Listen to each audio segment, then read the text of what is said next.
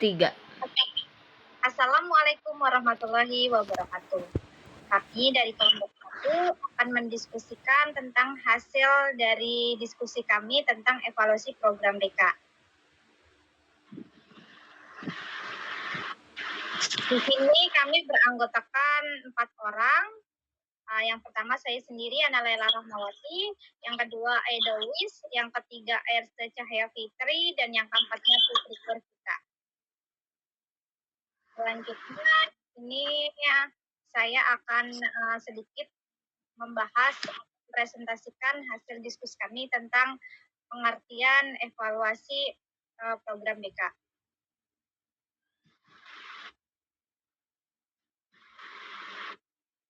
Sebentar. Teman-teman semua, kalau kita habis ikut kegiatan di sekolah, biasanya kita suka menilai kegiatan itu seru atau enggaknya sih. Dalam BK juga sama, ada yang namanya evaluasi program. Nah, evaluasi program BK itu intinya proses mengecek apakah layanan bimbingan dan konseling yang sudah dilakukan berjalan dengan baik atau belum. Lalu caranya dengan mengumpulkan data, lalu diolah, terus ditafsirkan hasilnya.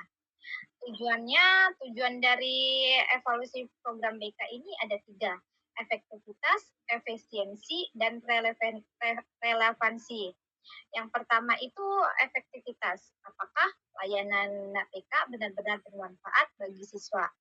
Dan yang keduanya adalah efisiensi, apakah layanan dilakukan dengan cara yang tepat dan nggak ngebuang-buang waktu atau tenaga. Dan yang terakhir adalah relevansi, apakah layanannya sudah sesuai dengan kebutuhan siswa dan tujuan pendidikan di sekolah.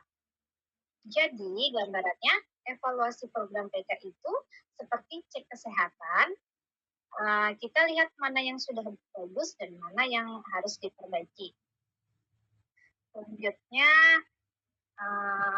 tentang tujuan dan manfaat evaluasi program BK.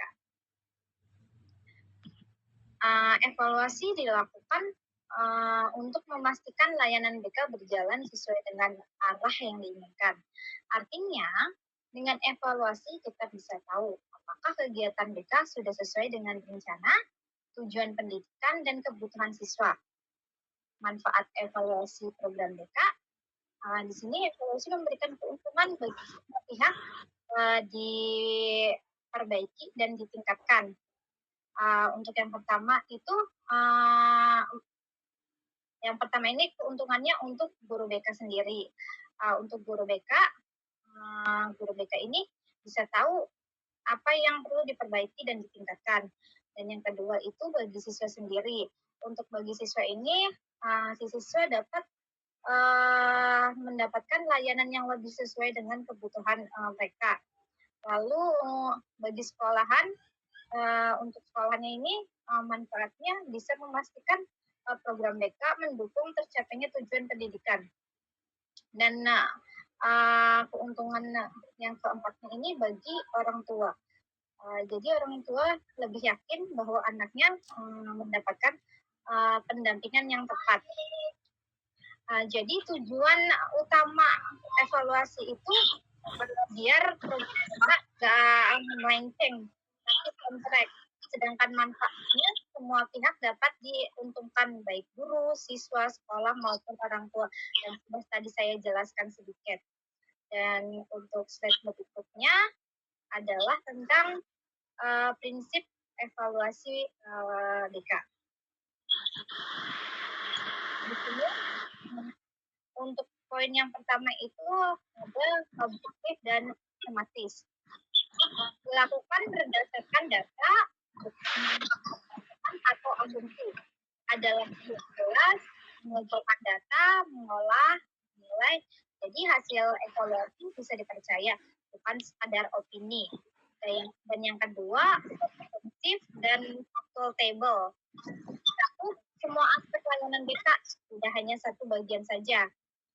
Accountable artinya bisa bertanggung jawab hasilnya. biar evaluasi nggak setengah-setengah, tapi menyeluruh dan bisa dipertanggungjawabkan untuk hasil evaluasi BK itu sendiri. Dan yang ketiga adalah transparan dan bermanfaat. Proses dan hasil terbuka, bukan disembunyikan. Hasil evaluasi harus bisa dipakai untuk perbaikan layanan. Evaluasi bukan cuma formalitas, tapi harus berguna.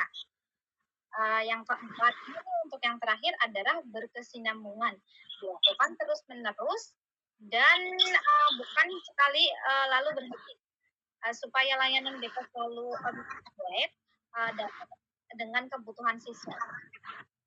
Selanjutnya akan dijelaskan oleh Mbak Ersa.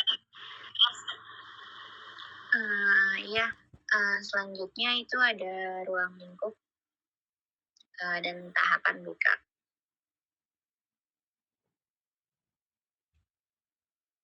Apa sih ruang lingkup BK itu?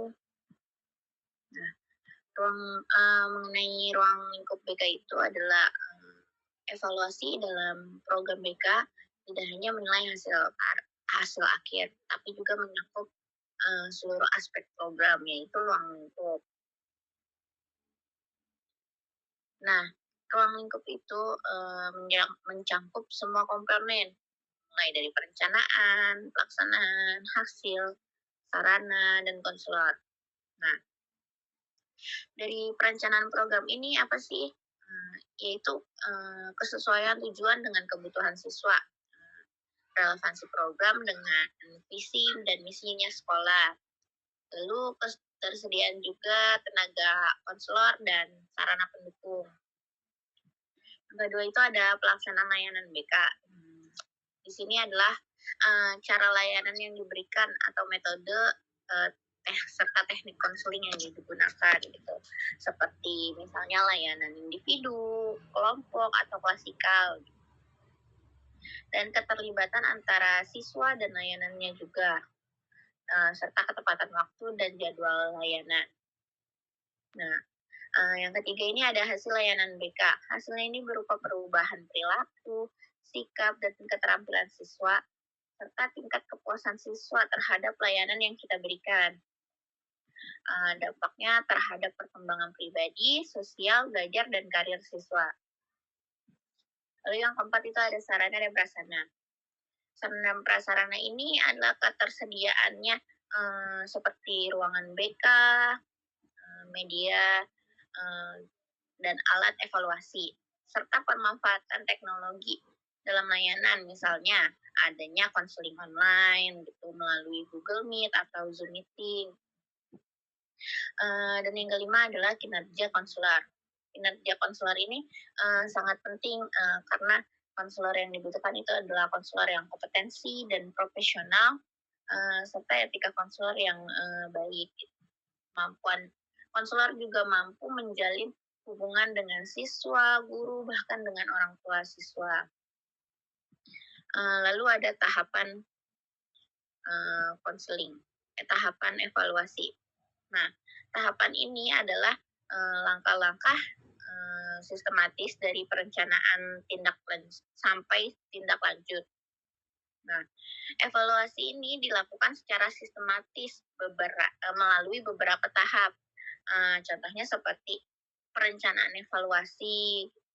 Nah, perencanaan evaluasi ini adalah untuk menentukan tujuannya evaluasi, seperti misalnya mengukur efektivitas layanan karir gitu, serta memilih aspek yang dievaluasi, juga menentukan metode dan teknik yang akan digunakan saat evaluasi nanti. Gitu.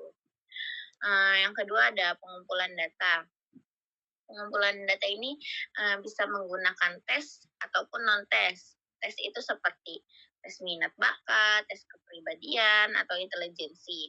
Nah, non-tes itu seperti angket, wawancara, observasi, studi dokumentasi. Nah, yang ketiga ada pengolahan dan analisis data.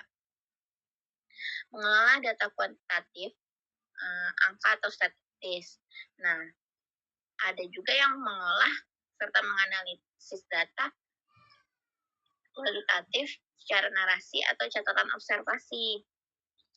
Lalu yang keempat ada interpretasi hasil evaluasi. Nah, ini adalah untuk membandingkan hasil dengan tujuan yang sudah ditetapkan. Lalu menentukan apakah program ini yang sudah dijalankan itu berhasil atau perlu perbaikan lagi gitu. Nah, yang kelima ada pelaporan hasil evaluasi. Pelaporan ini disusun dalam bentuk laporan tertulis atau bentuk presentasi. Lalu ditunjukkan kepada pihak-pihak terkait seperti kepala sekolah, guru, maupun orang tua. Dan yang terakhir itu adalah tindak lanjut, di mana tindak lanjut ini untuk mengembangkan